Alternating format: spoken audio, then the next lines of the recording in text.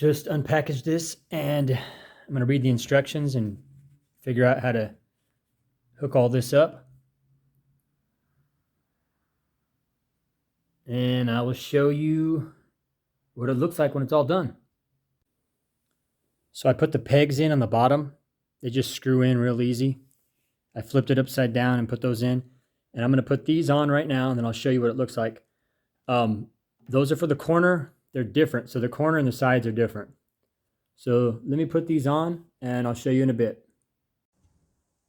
This is a really good size for a bedroom. It's a few feet long. It's not like, it's small, but it's not too small, you know? And you know, it's a great size. Here's what it comes with. This is a little screwdriver Allen that mine came with for putting these on. Your chalk, brush, 2 sticks. These wood pegs, they just screw in and screw out. Now, I have a few other tables that I pulled the pegs off.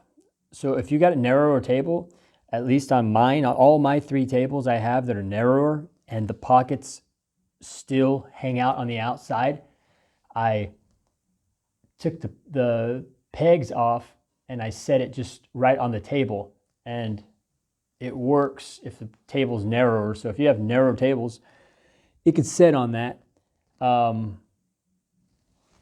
It feels good, sturdy.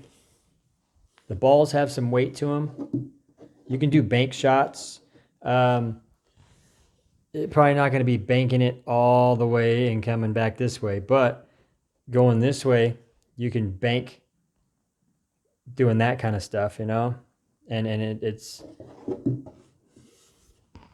the balls have some weight to them. So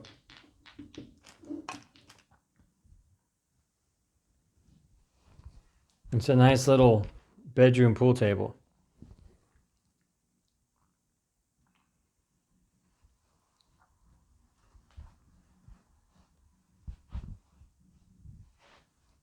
I hope you enjoy this, and I hope you have yourself a great day.